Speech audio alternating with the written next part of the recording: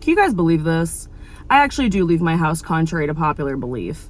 I was going a little stir crazy, honestly, filming in my room all the time. I was getting sick of it. Lord knows you probably were too.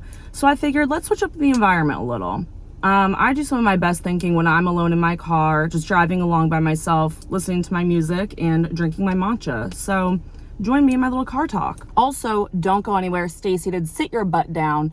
I'm doing a huge giveaway with Bessa, so you're not going to want to miss out on that. I just wanted to hop on here and talk to you guys about any thoughts I've had during this past week I think are like semi-interesting or somewhat worth sharing, and just kind of tell you what I've been up to this past week, which is really nothing. I've just been rotting in bed, honestly, watching girls on HBO Max and flicking my bean. And also, speaking of flicking my bean, remember when I told you to stay seated and stay tuned because I have a huge giveaway coming? Yeah, well, here it is. My friends at Bessa and I are literally giving out free vibrators or gift cards for free vibrators to everyone who signs up to my giveaway. Bessa is a bi-woman company for all things sexual wellness. And Bessa's mission is to empower everyone to embrace, explore, and celebrate their sexuality. And it just wouldn't be right if I didn't show you guys a few of my favorites from Bessa. The first one being the Pebble. I love this one because it's designed to fit perfectly in your hand, and the suction and vibration are controlled independently. Also, it doesn't have any annoying pattern modes. Like, I shouldn't have to be solving Sudoku puzzles to get my nut off. This thing, perfect. Another one of my favorites is the Demi Wand. It's compact, discreet, and it comes in this cute little charging case. Look at her. It also works for all body types, and we all know orgasms are for everyone. You need this. Also, the design is perfect. It is so quiet. I have 3 roommates and they would never even know that I'm going to town with this. Not to mention, it is 100% waterproof and USB rechargeable. And again, no annoying pattern modes. I don't want to feel like I'm taking the SATs to get an orgasm. Perfect. It also has this flexible little neck that helps you really get the right angle and pressure, if you know what I mean. Last but certainly not least is the Flutter Vibe. This one's really like a BOGO deal. You're really getting a twofer for this one because it has both clit and G-spot stimulation, which will send you into orbit. This one's crazy because it simulates the feeling of a human tongue, but with added precision. So it really feels like you're getting oral. Nuts. It comes in the most discreet packaging. It's waterproof, rechargeable. You would never know what this is in my bag. It's powered by discreet Sirius technology. As I said, I'm putting the link in my description below. Everyone deserves a cute little Bessa toy, and everyone deserves to have a mind-blowing orgasm, honestly. Let's go over my pit and peak of the week, shall we? My rose and thorn. Because my pit was a fucking horrible, awful, deep, dark trench of a pit. A few days ago, Tara's World had a housewarming party, and she invited me and all my friends. By the way, I went. I didn't do coke. I didn't do crack, so leave me out of that business. Anyway, she invited me and I was so excited to go. All my friends and I piled into my car, drove to Tara's under the impression that we would be drinking. We're going to have like a little Sunday fun day, but I would leave my car at her house, and Uber home later. So we all went to her party, had a fucking fantastic time. It was honestly so fun. Her house is gorgeous. Tara's the sweetest girl ever. And I left there drunk as all hell in an Uber. I left my car at her house overnight. So the next day I wake up at home, hungover as balls. Like, when I tell you I couldn't move, I was getting like bed sores because I decided to like wait until 4 p.m. to get up and get my car that day. Also, just for some context, she lives in a really nice area in the hills, and right next to her house, she has this kind of like dirt parking lot situation where she told everyone to park. So at the end of the night, I left my car parked there, and I think like a few other people did too. Just to note. Anyway, I'm in my Uber. I finally get to her house. I go up to my car and everything looks normal. I hop in my driver's seat and I look over my passenger's side and I see a little shard of glass. And I'm looking at my window and I'm going, the fuck? Nothing's wrong.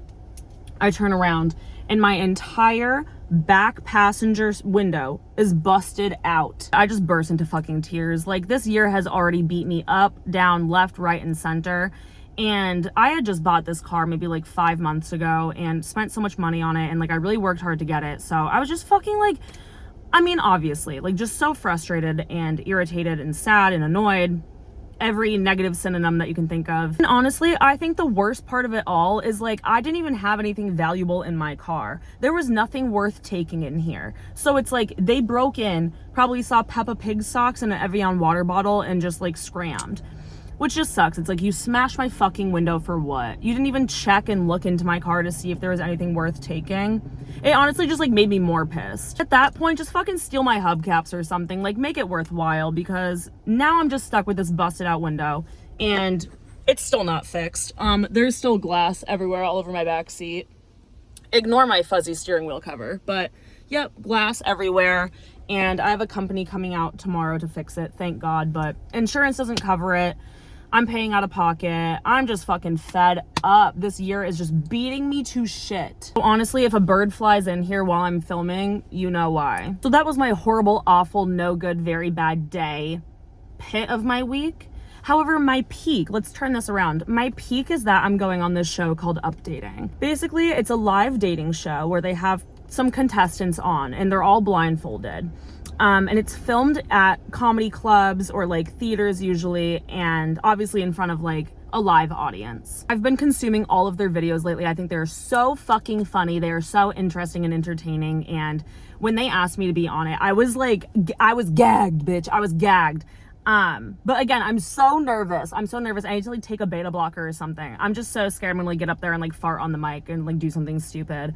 Or they're gonna ask me like, what's my favorite thing about myself, and I'm not gonna have a valid answer. I honestly need to like think about that. What's my favorite thing about myself? I don't know if I have one.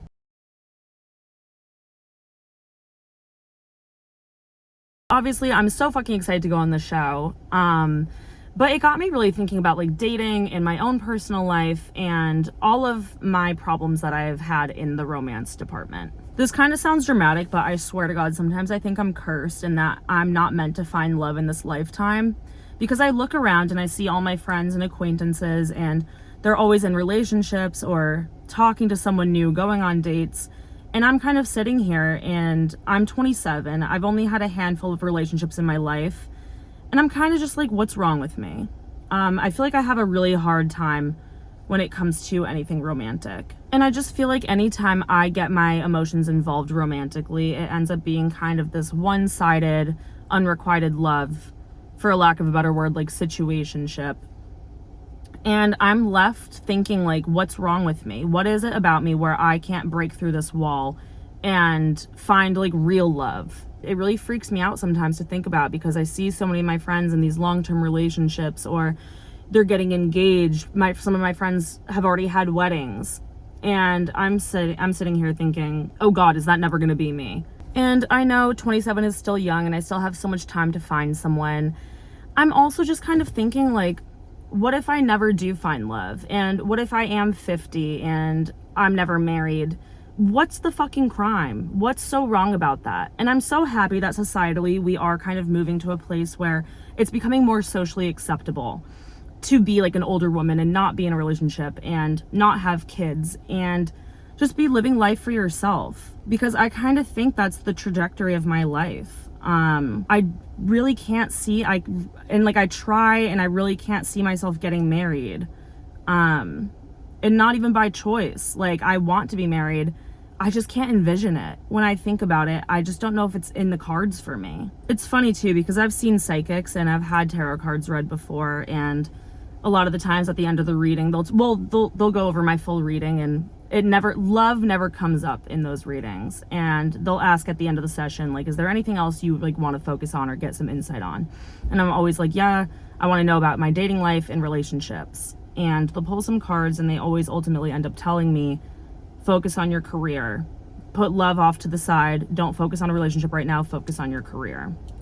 And for whatever reason, it's always very career oriented, and not really about love. I also find it really interesting because, like I said, I've been in a handful of relationships in my life, and anytime I'm in one, I always have this kind of weird imposter syndrome, where I think maybe I'm like not worthy of the relationship, or I'm just questioning everything and doubting myself, and for whatever reason, it just feels wrong in my brain. Like, this isn't supposed to be happening to me. I also think in my relationships, I have this really like anxious or avoidant attachment style, and I can never fully like let go and enjoy the relationship for what it is.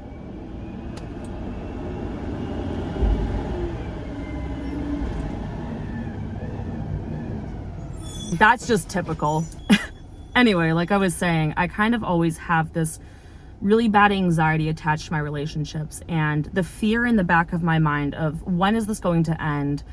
Do they even like me? Are they planning on ending it soon? Just kind of always waiting for the shoe to drop, which is a really sad way to like navigate through relationships, but I can't help it. I think a lot of the times too, all of the anxiety and the worry around the relationship kind of causes me to end the relationship prematurely, because it gives me this false sense of control, right? So it's like, if I end this on my terms, on my agenda, then everything's okay because I know what's going on and I have control over the situation, which obviously is a really sad and incorrect way to think, but for whatever reason, it just kind of alleviates that feeling and gives me some peace of mind. Like, again, I ended this on my own terms. This was in my control. The ending isn't something that I didn't anticipate happening. And I just feel like with this generation especially, there's so many like dating rules and intricacies now, and kind of games when it comes to relationships. And it's just fucking exhausting.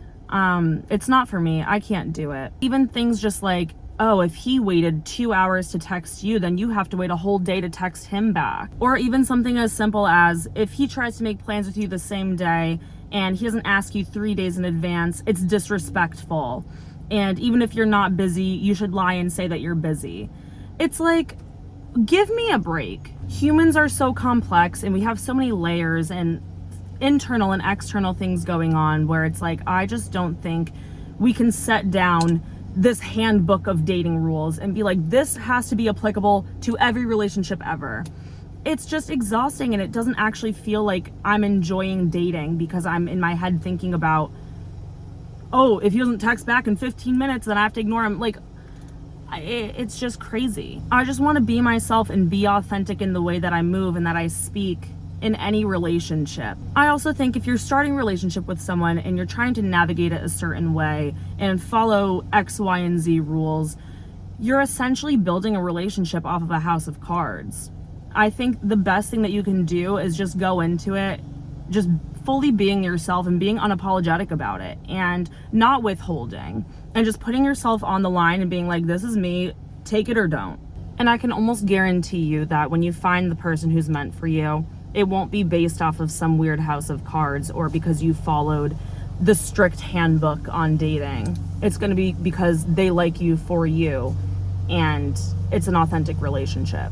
Sorry, I just had to change locations because this guy started weed whacking like 5 feet behind my car and I couldn't even hear my own thoughts. But anyway, I've also been thinking lately, like, if I do end up finding a relationship and the love of my life and I do get married, even if I don't get married, I don't even know if I want to have kids. I feel like growing up, I never really wanted to have kids. I knew from a young age that I didn't. And I feel like everyone around me would be like, oh, that'll change when you get older. That'll change when you find the love of your life. And maybe it will. But I'm 27 and I still just don't see myself really ever having kids, I don't think. I feel like I don't really have maternal instincts or the desire to like be a mom and have kids. And I've been kind of like embarrassed to admit that in the past, or feeling like guilty about it. Because again, societally as women, I feel like that is just a big stepping stone or like a big part of life. It's like, get a job, find a partner, get married, have kids, raise the kids. And sometimes, I don't know why, personally, I just feel wrong to admit that. Or it's like I feel guilty because I have the capability of bringing life into this world and I just don't want to use it. I also just think that raising kids is a huge fucking responsibility, and the idea that they are so malleable and anything I say or do while raising them can impact them for life, and that is such a huge responsibility. I would also just feel nervous all the time, like, am I doing this mothering thing right? Am I saying the right things to them? Did I say one thing that might stick with them for the rest of their lives, like in a negative way? Again, I'm getting ahead of myself here. I'm fucking 27. I have all the time in the world to figure it out, but these are just the things that I've been thinking about, and I want to share them with you guys. Sorry this video got so serious, but I told you I do my best thinking when I'm in my car by myself. It's when my cogs really fucking turn. So I love you all, and thank you for watching as always, and I will see you in the next video. Bye, my gorgeous little divas.